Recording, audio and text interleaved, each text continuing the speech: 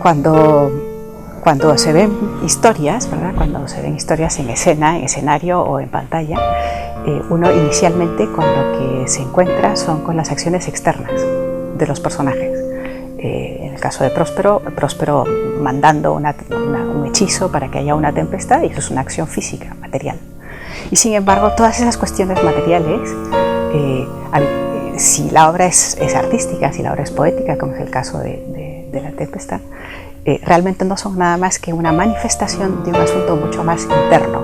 Una palabra, son reflejo o modos de hacer ver una acción inmanente, como es el caso del perdón. He oscurecido el sol de mediodía, yo he convocado a los rebeldes vientos y entre... De William Shakespeare sabemos bastante, pero al mismo tiempo sabemos muy poco.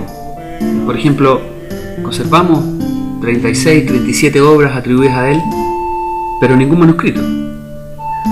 Existen datos respecto a su vida, que suman 42 aproximadamente, pero son absolutamente insuficientes para reconstruir una biografía. La filología y los estudios literarios han avanzado mucho a través de la inferencia en la reconstrucción de la época isabelina y también en elementos que nos permiten entender un poco mejor la vida de este gran dramaturgo y por supuesto su obra. Bueno, la época de Shakespeare es una época fascinante porque es el siglo de oro isabelino, cuando gobernaba la reina Isabel I, y Shakespeare fue uno de los dramaturgos más importantes de la época. Él nació en 1564, murió en 1616, o sea que escribió bastantes años desde que se fue a Londres en 1592 y se encontró con la sorpresa del apogeo del teatro en Londres, más de 14 salas de teatro privadas y públicas, y la verdad es que su trabajo fue sumamente intenso. Tanto los dueños de las compañías de teatro como los mismos miembros de la corte, la misma reina, el mismo rey después de Isabel I, le pedían obras de teatro. Sin embargo, adentrarse en la obra de Shakespeare es siempre un viaje de exploración. Tuve la suerte de hacer uno de estos viajes al traducir La Tempestad junto a una profesora de la universidad, viaje que tuvo muchas sorpresas. La inquietud de traducir La Tempestad de Shakespeare surgió en primer lugar porque tanto Braulio Fernández como yo llevábamos ya bastante tiempo leyendo y enseñando a Shakespeare a nivel universitario. Nos pareció que era una obra perfecta para hacer nuestra primera traducción porque no es demasiado larga, es de las más cortas, porque tiene elementos mágicos que son muy atractivos, interesantes. Nos pareció también que era importante traducir estas obras para recuperarlas para el teatro, para la enseñanza académica, y por eso lo hicimos siguiendo esos estándares académicos de las traducciones de Shakespeare en Inglaterra, de manera que se pudieran usar acá y en cualquier lugar del mundo y que tuvieran una posible adaptación al teatro. Una de esas sorpresas fue que la Academia de Artes Escénicas de la universidad, integrada por alumnos y profesores, tomara la decisión de poner en escena la obra. Con la profesora Baldwin habíamos decidido traducir La Tempestad para ayudarnos a hacer clases, porque no habían ediciones castellanas con un aparataje crítico suficiente, ni tampoco que indicaran la numeración de los versos. Sin embargo, uno también tiene la secreta esperanza, al traducir un texto dramático, que alguien alguna vez se anime a ponerlo en escena. Y esto ocurrió. Y no solamente ocurrió, sino que con un éxito de público absolutamente espectacular. Y cogeré más leña para él, no más fregar las tablas ni lavar la loza. Van, van, van, calibán, no voy a hacer más. Yo diría que significó como el final soñado de un largo proceso, que es el culmen del trabajo de un traductor, especialmente en el caso del teatro y más todavía en el caso de Shakespeare. Shakespeare escribió sus obras para ser representadas. Es verdad que los textos tienen valor en sí mismos, pero llegan a su totalidad, a su culmen, cuando son representadas en el escenario. Que haya sido representada acá y además se haya incorporado música, etcétera, para nosotros, pienso y hablo por los dos, fue cumplir un sueño. Más leña para él, no vas a fregar las tablas ni lavar la loza.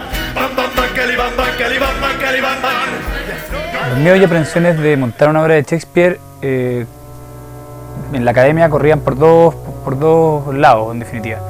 El primero tenía que ver con encantar a los actores, con soltarlo y decirle que un texto de Shakespeare no es necesariamente dramático, en el contexto de que los personajes fuesen demasiado heavy o difícil de montar, y que el lenguaje, si bien es un lenguaje distinto al que nosotros usamos corrientemente, también era abordable al nivel de la actuación. Tenía que ver con pasarlo, con leerlo, con estudiarlo, hasta que se hiciera mucho más coloquial o más fácil de decir.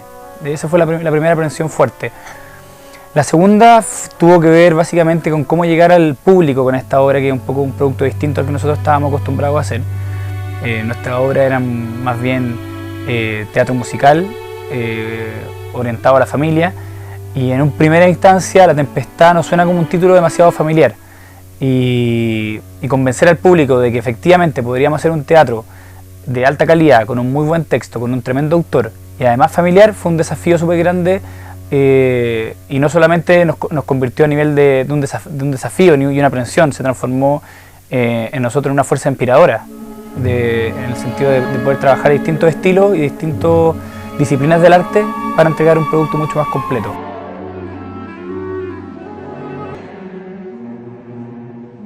Toda obra de arte es polisémica, es decir, admite múltiples sentidos, por los que nos centraremos en 4: el amor, la traición, la magia y el perdón. El teatro es un juego, por lo que los invito a imaginar que estamos en una isla desierta, la misma isla de Próspero, donde ocurrieron los hechos.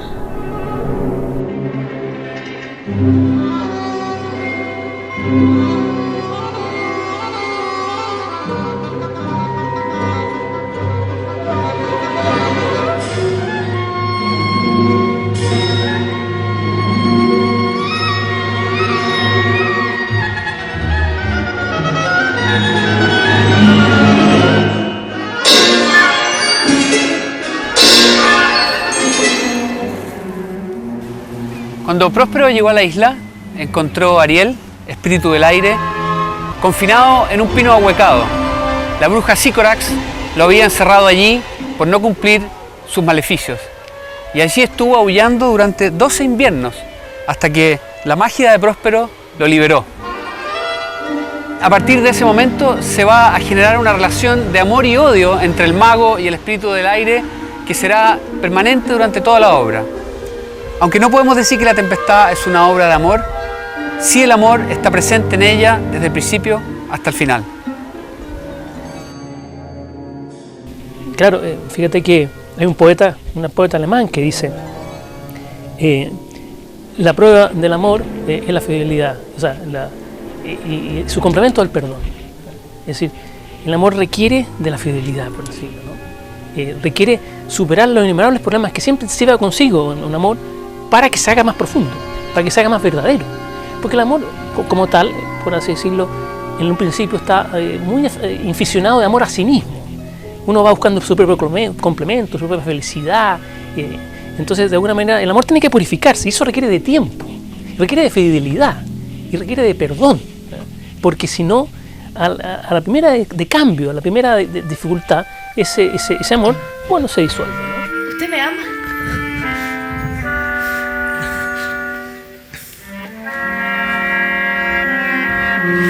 Desde el mismo instante en que te vi, mi corazón voló hacia ti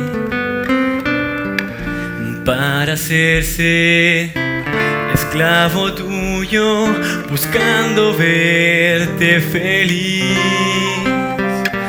Cuando uno habla de romance en términos generales, lo primero que se imagina es el amor entre un hombre y una mujer. Efectivamente, un romance como género literario tiene ese elemento, está presente.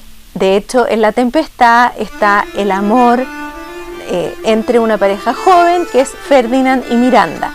Pero eso no es lo esencial al género literario. Lo esencial de un romance es la presencia de elementos mágicos, de los cuales La Tempestad está lleno. Generalmente aparece una familia antigua, arcaica, de otra época. Bueno, es el caso de Próspero y Miranda, que eran de Milán. Y lo más importante es que en los romances, como género literario, siempre se muestran formas o fuerzas antagonistas. El bien y el mal, una familia y otra, que se están contraponiendo permanentemente. También en La Tempestad eso es muy claro, porque están Próspero y su familia, en este caso Miranda, y los traidores, que son dos grupos que tratan de conspirar, unos en la isla y otros ya lo han traicionado antes. El amor a la patria, origen del conflicto entre el Ducado de Milán y el Reino de Nápoles, el amor filial, el amor de Próspero por su hija Miranda, por su hermano Antonio, el amor entre el rey de Nápoles y su hermano Sebastián, el amor de amistad, que en la obra está mezclado con la subordinación, Próspero con Calibán, Calibán con Próspero, Próspero con Ariel, Ariel con Próspero. Y también existe la dimensión del amor esponsal, del amor de pareja, el amor de Ferdinand por Miranda. Ferdinand es el primer hombre que Miranda ve y queda literalmente encandilada por él. Todos estos amores se desarrollan en la obra, con distintos matices, énfasis, en distintos momentos, y tienen por supuesto cada uno su importancia. Ahora, de todos estos amores, el más importante es el de Próspero por su hija Miranda. Él ha realizado La Tempestad y ha ejecutado todos estos planes justamente por amor a su hija Miranda. No he hecho más que cuidarte a ti, hija mía, le dice. Próspero hace todo lo que hace justamente por Miranda. Miranda es su motivación principal. Tranquila, no más sorpresas. Dígale a su piadoso corazón que ningún mal se ha hecho. Di Asiago. Ningún mal. No he hecho más que cuidarte a ti, mi amada hija. A ti, que ignorante de lo que eres, tampoco sabes de dónde vengo, ni que soy bastante más que Próspero, el amo de esta pobre gruta, tu humilde padre. Y junto con eso se da cuenta que su hija, Miranda, a quien él más quiere, por quien hace todas las cosas, por quien sería capaz de hacer todos los esfuerzos del mundo, ya está en una edad en que no puede seguir viviendo sola en una isla. Tiene que buscar un marido, tiene que formar una familia, él ya está mayor y decide provocar la tempestad también por eso, no solo para vengar la traición de la que ha sido objeto, sino también por amor a su hija. Sin embargo, el amor tiene una importancia central en esta obra a efectos de dar pie a otro de sus tópicos importantes, que es la traición. Traiciones en Shakespeare hay muchísimas, como también las hay en otros autores. ¿Qué pasa? Que en Shakespeare es clarísimo. Por ejemplo, en una tragedia como Macbeth, el propio Macbeth traiciona a su propio rey, asusado por su señora, por Lady Macbeth, que lo incita a esa ambición de poder, que es lo que lo mueve a querer traicionar a su rey. Macbeth va y mata al rey. Eso además en Inglaterra tiene un doble valor, porque la figura del rey en Inglaterra en esa época, pero hasta el día de hoy, es muy importante, central a la organización social de ese país. Hacer algo al rey es ir en contra de todo el orden social, por lo tanto, la gravedad de esa traición es peor. Traiciones hay en todas las historias de Shakespeare: Ricardo II, Ricardo III, Enrique V, Enrique VIII, etc. ¿Qué otra tragedia? Por ejemplo, en el caso de Otelo, hay otro tipo de traición. Ya no es una traición política, ya no es un afán de poder, es más bien una traición a la confianza, al amor. Iago es el amigo de confianza y servidor de Otelo, casado con Desdémona. ¿Qué pasa? Iago se encarga de convencer a Otelo que Desdémona lo ha traicionado, que no es fiel, pero miente. Traiciona a su amigo. Otelo cree, cae en la trampa y por lo tanto va y mata a Desdémona. El hecho mismo de que Próspero se encuentre en la isla encuentra su origen en la usurpación que se ha hecho de su ducado. Su hermano Antonio se tomó el poder y lo desterró a esta isla. La traición de que va a ser objeto el mismo rey en la isla de parte de su hermano Sebastián, conspirando con Antonio, también implica una violación a ese deber de amor filial.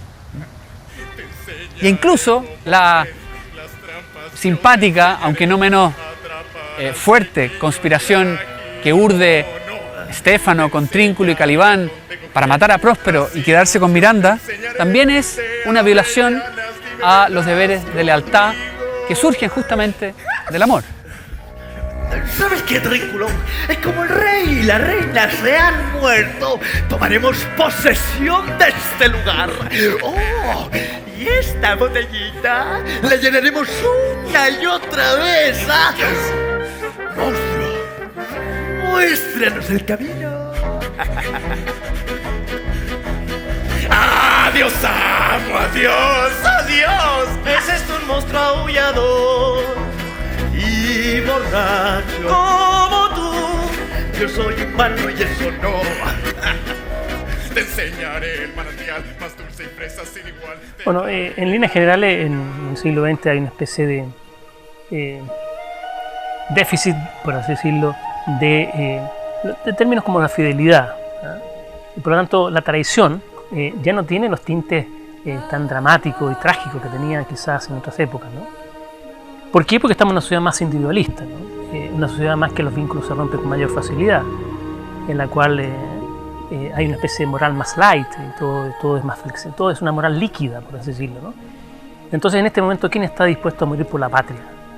Podemos hacer esa pregunta, lo podemos hacer en medio de la calle huérfano. ¿Está dispuesto a morir por la patria? Y te preguntan y contestan, ¿y bueno, qué es la patria?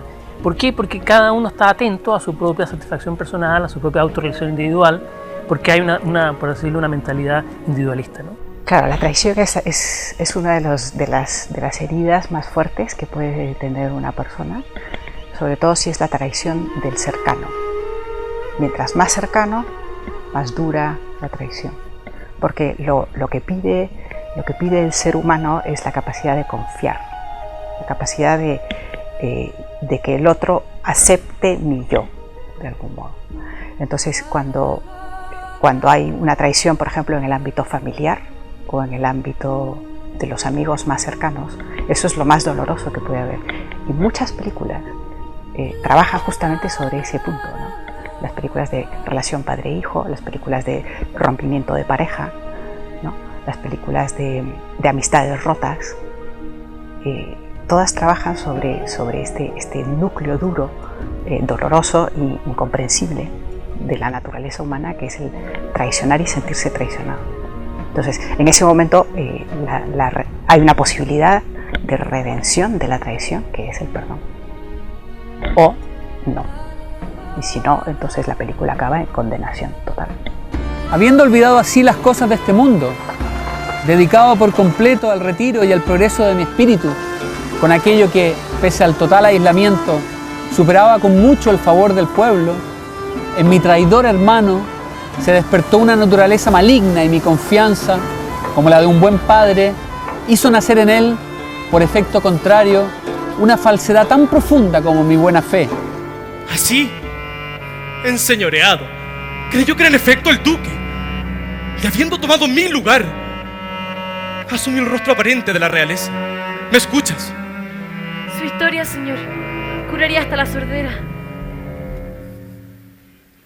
Para que no hubiesen sombras entre lo que representaba y aquel a quien representaba, juzgó necesario adueñarse de todo Milán. Pero Antonio no solamente se queda con la usurpación. Cierta noche destinada al efecto, en el corazón de las tinieblas, abandona a Próspero y a Miranda en un bote en alta mar. Y es así como por una providencia de lo más extraña logran llegar sanos y salvos a la isla. Y entonces ante la ofensa, la reacción, ante la ofensa o ante el mal, la reacción humana más natural y justa es hacer pagar el mal. Eso es a lo que conocemos como vindicatio, como venganza. El origen de la tragedia que está por venir surge justamente de la traición. Luego, cuando por una providencia también de lo más extraña, los enemigos de Próspero llegan a las costas de la isla, el rey Alonso, Sebastián su hermano y el usurpador duque Antonio, también habrá una conspiración, también tendrá lugar la traición. Antonio, Sebastián conspirarán para asesinar al rey en la isla. Asesinato que será frustrado por Ariel, Ve aquí a su hermana. espíritu del aire. Yo, con esta dócil daga, la haría dormir para siempre. Usted puede imitarme y conducir al perpetuo sueño de la muerte esta vieja bocona, quien ya no podrá reprochar nuestra conducta. Tu caso, querido amigo, será mi modelo. Así como tomaste Milán, yo me haré de Nápoles. Desenvaina tu espada, un golpe te liberará el tributo que has pagado. Y yo, como rey, te amaré. Desenvainemos juntos, y cuando alce mi mano, haz tú lo mismo para caer sobre Francisca. Y más adelante tendremos la conspiración que urdirá Calibán con Estéfano y Trínculo para apoderarse de la isla, del poder de Próspero y sobre todo de su hija Miranda. La magia de Próspero es una magia especial porque surge de los libros, es algo que él aprendió leyendo. Próspero no es Merlín, hijo del diablo y de una virgen, y tampoco es Gandalf, alguien que sabe algún tipo de artificio técnico, pero que sobre todo es sabio. La magia de Próspero es una magia aprendida, libresca, estudiada. Pero además tiene otra particularidad, y es que la magia de Próspero solo opera sobre los elementos, jamás opera sobre las voluntades. Es decir, Próspero puede controlar elementos de naturaleza, puede generar la tempestad, sacar a Ariel del pino huacado o volver a introducirlo en él, pero no puede operar sobre las voluntades. Bueno, la magia dentro de la literatura universal, pero especialmente diría yo en la literatura inglesa, tiene un papel fundamental. La magia es parte de la humanidad desde la existencia de los pueblos más primitivos. De hecho, muchas veces es difícil de definir qué es la magia porque se confunde con la religión. ¿Por qué se confunde con la religión? Porque la magia es ese poder de los elementos sobrenaturales sobre los naturales. Y además, la magia de Próspero tampoco actúa sola. Sin sus libros y sin su manto mágico, Próspero efectivamente no puede hacer su magia. ¿Para qué un autor puede usar la magia? Por muchos motivos. La magia puede ser un recurso literario, puede ser parte de la fantasía, y cuando digo recurso literario es como otros recursos literarios, un elemento que puede mover la trama, que puede ayudar en las relaciones de los personajes, o como por ejemplo en Sueño de una noche de verano, la magia desordena la historia, manda a los personajes a un bosque, nadie entiende nada, produce conflicto. Entonces es un elemento muy interesante. También la magia es fuente de temas. Por ejemplo, si yo tomo algún cuento de Tolkien o algo de Lewis en el tema de la fantasía, bueno, el tema central de algunas de esas novelas o cuentos es la magia misma, el poder de la magia, hasta dónde puede llegar, qué hace el hombre con esos límites. La magia de Próspero, tras haber hecho fracasar todos los intentos de cooperación, ha alcanzado su punto máximo. Todos sus enemigos se encuentran bajo su poder. Y pregunta a Ariel cómo está el rey y su comitiva. Confinados juntos, Señor, tal como usted lo dispuso, pero están ahogados de pena y consternación. Las lágrimas corren por sus caras como las gotas de lluvia fría sobre los tejados de paja. Su magia, dice Ariel a Próspero, actúa tan fuerte en ellos que si usted los contemplara ahora, sus pasiones se enternecerían. Y Próspero le contesta: ¿así lo piensas, espíritu? Las mías lo harían, Señor, si fuese humano. A continuación, Próspero se pregunta si acaso Ariel, que no es más que espíritu, puede sentir esa compasión. ¿No debiese ser él, hombre de carne y hueso, al igual que sus enemigos, igualmente compasivo? Los 3 pecadores siguen enloquecidos, mientras que los demás se lamentan al verlos ahogados de pena y consternación. Su magia actúa tan fuerte en ellos que si usted los contemplara ahora, sus pasiones se enternecerían. ¿Así lo piensas, espíritu? Las mías lo harían, Señor, si fuese humano. Y las mías lo harán. Si tú, que no eres más que aire, puedes sentir y captar sus aflicciones, ¿no debiese yo ser más compasivo? O que con sus graves crímenes me hirieron en el alma, contra la furia, mi más noble razón, sin embargo, opongo. La acción meritoria y excelente no radica en la venganza, sino en la virtud. Si se arrepienten, los perdonaré. Ve, Ariel, libéralos. Desharé mis encantamientos. Restituiré sus sentidos. Serán ellos mismos.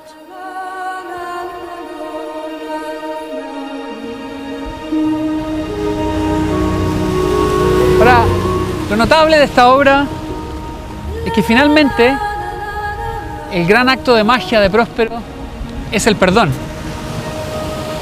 Después de haber urdido todo lo que urdió en la isla para vengarse de sus enemigos, los perdona. Se despoja de su manto mágico, dice que va a hundir su vara 100 brazas profundas bajo el mar y los perdona. Y los perdona a todos. Y la obra entera se conduce a ese gran acto final de perdón.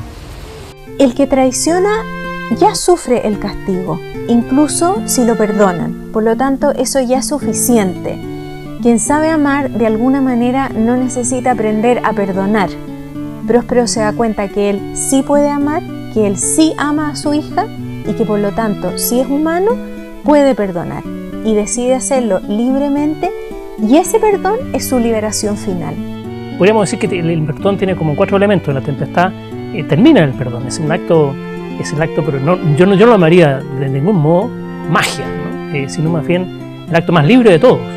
Porque el perdón, de alguna manera, tiene como 4 elementos. Se recibe un mal, claramente un mal, ¿no?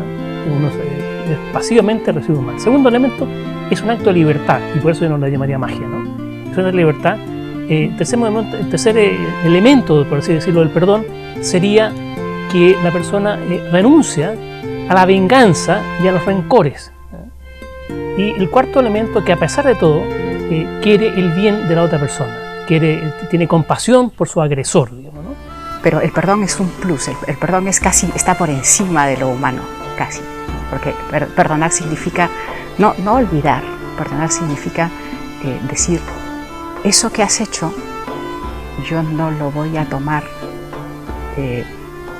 como hecho contra mí. Yo no soy quien para hacerte pagar ese mal. Habrá otro. De algún modo el perdón abre a la trascendencia. O sea, la gente cuando está con afán vengativo ve la realidad con anteojeras. Entonces ve solamente la ofensa que le han hecho. Y se queda ahí. Le viene una y otra vez el acontecimiento. Entonces, de alguna manera, el perdón libera a la persona. Mas yo aquí, de esta violenta magia. Abjuro, abjuro. Pero yo, aquí, de esta violenta magia, abjuro, abjuro. Y cuando toda esta empresa haya concluido, mi vara romperé. Muchas brasas bajo tierra, yo las sepultaré. Donde no tocó jamás sonda alguna. Y allí, más profundo de lo que jamás tocó sonda alguna. Y allí, más profundo de lo que jamás tocó sonda alguna, yo sumergiré también mi libro.